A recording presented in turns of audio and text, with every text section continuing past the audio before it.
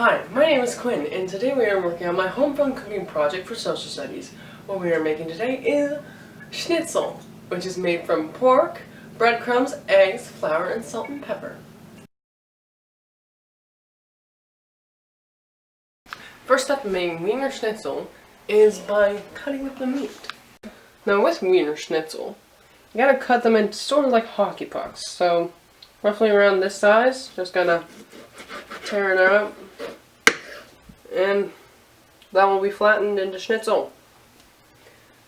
Again, and again, and again. Until you have all decent sized pieces. With Schnitzel, it is very keen to keep them all around the same size so that they cook equally in the pan. So, during the home front, they didn't use Ziploc bags because they didn't have Ziploc bags.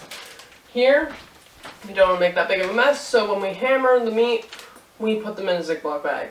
Now this is my mallet. I use it for Schnitzel and stuff like that, but to get this started, we'll just put the meat in the bag, squish it down nicely, and just hammer away.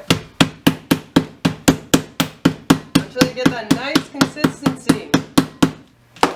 And that flattened meat. Sort of looks like Antarctica, just my brain. Just so it's like that. Just like that. Put it on the plate and get another one.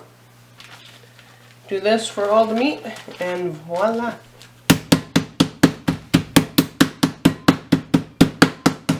It's a good safety precaution to just keep your hand over here so that it doesn't break it. Take it out of the bag and perfect piece of meat. Once I have the meat flattened, we'll need to put a thin layer of flour over it.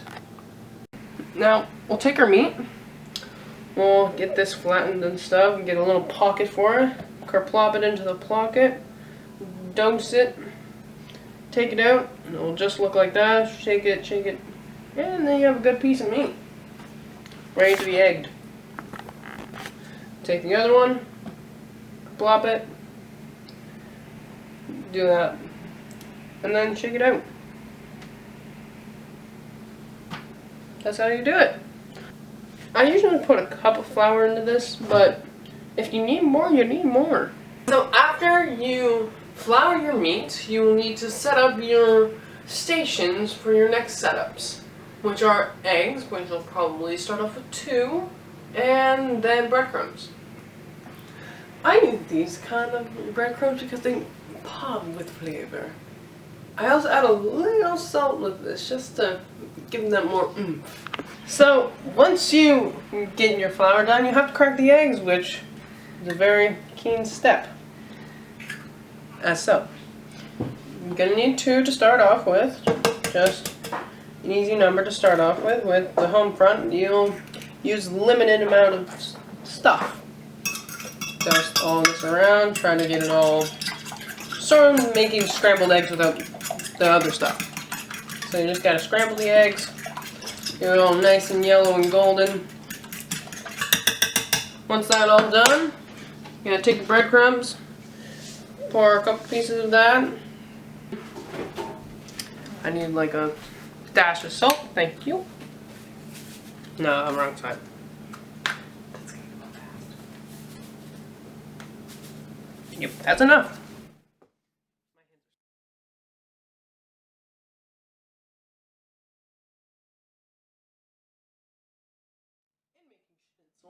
You'll need to have one hand wet and one hand dry. The wet hand has to only get into the eggs, and the dry hand only has to be in this stuff. Now you gotta take your meat, douse it, and you can use a fork or anything if you want. I just use my hands, it's just easier. Makes less dishes wet or dirty. And then you just plop it here. Make a little sand dune thing. Yeah, that's a mess. And pat it down. Take off the excess stuff. If you see any wet spots on it, you have to get that fixed. Do that. There you have it. First one. I usually press the breadcrumbs in a little bit just to get it all non-sticking, because once it gets into the boiling pot, it'll solidify.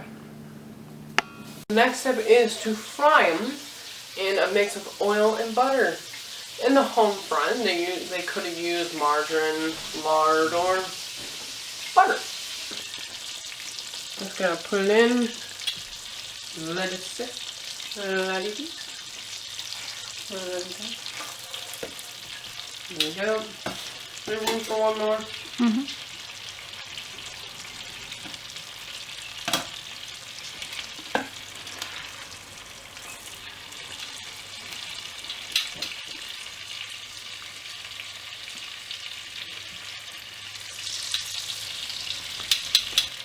Now we just let them sit and get a golden crisp and flip them when they're done. That smells like perfect schnitzel. Once they're golden brown or smoking, they're ready to flip, which that's what we're doing right now, and these are looking very good. Okay. Take it off heat. I thought that would be better. But I like to have a little pan in the oven so that they stay warm when you're preparing for dinner. Perfection.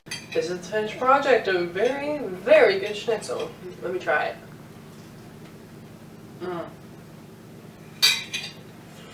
Hot.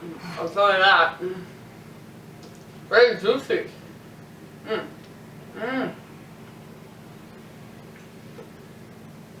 Right. It is very juicy, very hot, I will tell you that. And it has a very tender flavor, like it's juicy.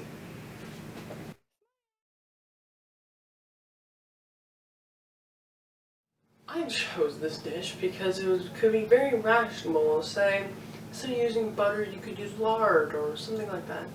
Or instead of breadcrumbs, you could use crackers or old bread. It's very flexible in its dish. Also, you can use a lot of different meats. Say, instead of using pork, you can use beef, chicken, lamb. It's very flexible. If you're a hunter, you can use deer or stuff like that. And it's good for every dish. And with flattening the meat, you can feed more people with less meat.